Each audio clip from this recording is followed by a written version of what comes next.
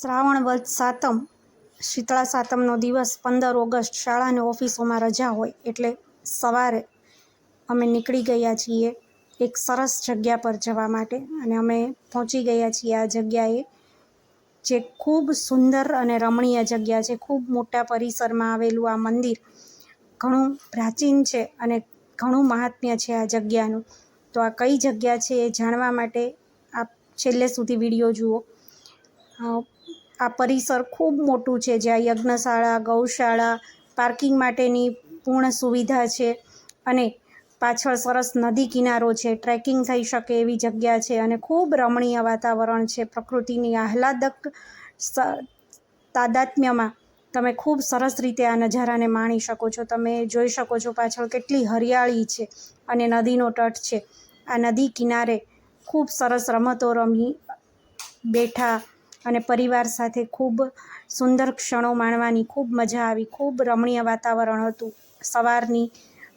સવારની આ હરિયાળીને થોડી વરસાદી છાંટ આ વાતાવરણને વધુ આહલાદક બનાવતા હતા, જેમાં બાળકોએ અને અમે સૌએ મળીને ખૂબ મજા માણી. પાછળ આ નદી કિનારો છે, જ્યાં કેટલાય તે સહેલાણીઓ, કેટલાય ભક્તો અહીં દર્શન કરીને નદી કિનારે સ્નાન કરવા કે પૂજન વિધિ કરવા આવતા હતા. આ નદી કિનારામાં સ્નાન કરી, નદીના જળમાં સ્નાન કરીને આ શ્રાવણ મહિનામાં સ્નાનનું પણ પુણ્ય લેતા હતા. તો આ ખૂબ પ્રાચીન મંદિર ગાંધીનગરના રાંદેસણમાં આવેલું છે, જેનું નામ છે ધોળેશ્વર મહાદેવ. ખૂબ સરસ પ્રકૃતિની વચ્ચે આવેલી જગ્યા છે અને બધી જ સુવિધાઓ છે, જ્યાં યજ્ઞશાળા, ગૌશાળા છે, પાર્કિંગની પૂરી વ્યવસ્થા છે, એટલે કોઈ તકલીફ નહીં પડે. અને પછી અમે શીતળા સાતમનો દિવસ એટલે ઠંડુ ખાવાનો દિવસ હતો અને અમે એ જમવાનું સાથે લઈને ગયેલા, એટલે એ દિવસે વનભોજનની મજા માણી એમ કહીએ તો પણ ચાલે.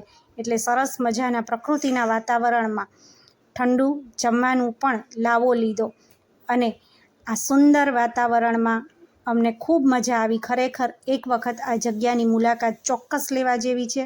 ખૂબ સરસ મંદિર છે અને મંદિરની સ્વચ્છતા, સુંદરતા અને નયનરમ્ય નજારા ખરેખર હૃદયમાં વસી જાય એવા છે. તો ચોક્કસ એક વખત જો તમે અમદાવાદ, ગાંધીનગરની આસપાસ રહેતા હો કે એ તરફ જતા હો, તો ગાંધીનગરના રાંદેસણમાં આવેલા ધોળેશ્વર મહાદેવ મંદિરની મુલાકાત અવશ્ય લેજો. ખરેખર ખૂબ મજા આવશે. ખૂબ સરસ વાતાવરણ છે અને બાળકોને પરિવાર સાથે મજા માણવા જેવી જગ્યા છે. ટ્રેકિંગ, જંગલ, હરિયાળી દરેક પ્રકારનો અનુભવ અહીંયા આપને મળશે. તો ચોક્કસ જજો ધોળેશ્વર મહાદેવ.